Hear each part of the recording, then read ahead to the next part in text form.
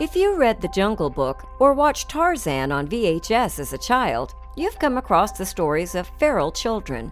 Granted, these are works of fiction, but children living isolated from human contact from a young age is very much a reality.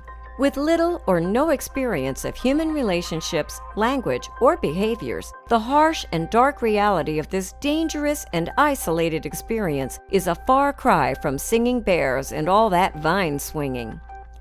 Hello, wonderful people. I'm Gail Cruz from Wonderbot Animals. And here is Feral Children, Abandoned by Parents and Raised by Animals. Before we begin, make sure to click the like button, subscribe to our channel, and click the notification button for more amazing videos.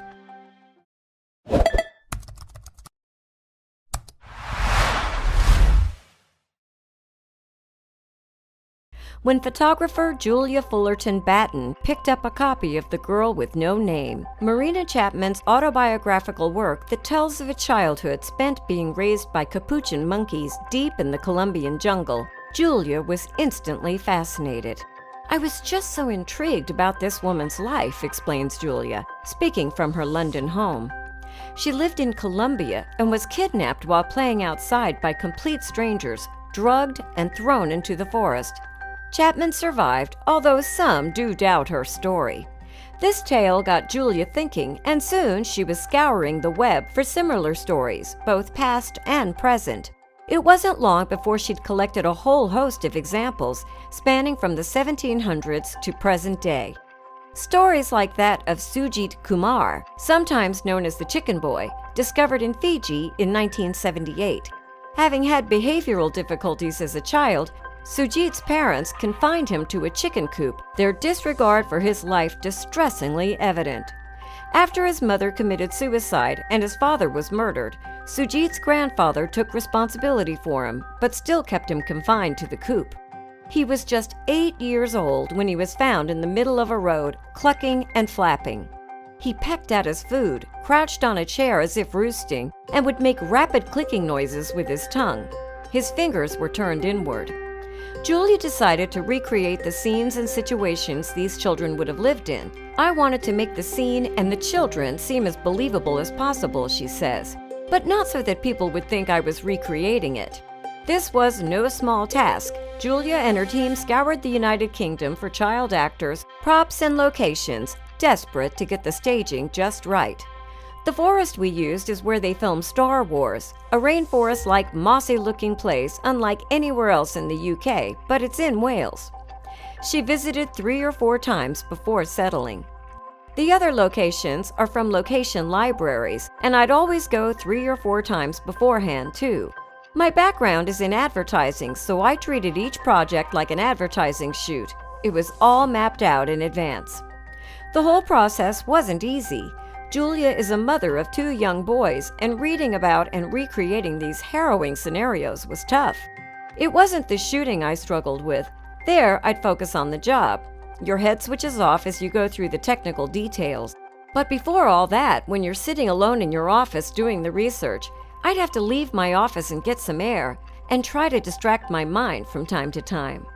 The result is a series of captivating, otherworldly portraits, recreating a snapshot of these children's difficult lives. Prava, a 7-year-old boy, was found in a tiny 2-bedroom apartment living with his 31-year-old mother, but he was confined in a room filled with bird cages, containing dozens of his mother's pet birds, bird feed, and droppings. She treated her son as another pet. He was never physically harmed. She neither beat him nor left him without food, but she never spoke to him. His only communication was with the birds. He could not speak, but chirped. When he wasn't understood, he would wave his arms and hands bird-like. Mdina lived with dogs from birth until she was 3 years old, sharing their food, playing with them, and sleeping with them when it was cold in the winter. When social workers found her in 2013, she was naked, walking on all 4s and growling like a dog.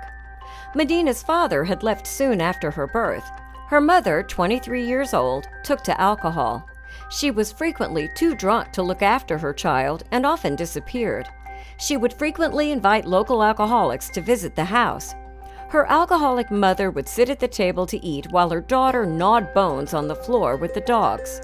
Mdina would run away to a local playground when her mother got angry, but the other children wouldn't play with her as she could hardly speak and would fight with everyone, so dogs became her best and only friends. Oxana was found living with dogs in a kennel in 1991. She was 8 years old and had lived with the dogs for 6 years. Her parents were alcoholics, and one night they had left her outside. Looking for warmth, the 3-year-old crawled into the farm kennel and curled up with the mongrel dogs, an act that probably saved her life. When discovered, she behaved more like a dog than a human child.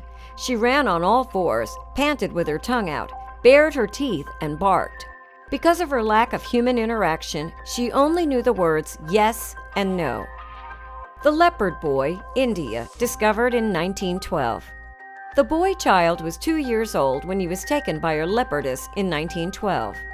3 years later, a hunter killed the leopardess and found 3 cubs, one of which was now a 5-year-old boy. He was returned to his family in the small village in India. When first caught, he would only squat and ran on all fours as fast as an adult man could do upright. His knees were covered with hard calluses. His toes were bent upright almost at right angles to his instep, and his palms, toe, and thumb pads were covered with a tough, horny skin. He bit and fought with everyone who approached him, and caught and ate the village fowl raw. He could not speak, uttering only grunts and growls. Ivan was abused by his family and ran away when only 4 years old. He lived on the streets begging. He developed a relationship with a pack of wild dogs and shared the food he begged with the dogs. The dogs grew to trust him, and eventually he became something of a pack leader. He lived for 2 years in this way, but he was finally caught and placed in a children's home. Ivan benefited from the existing language skills that he maintained through begging. This and the fact that he was feral for only a reasonably short time aided his recovery. He now lives a normal life.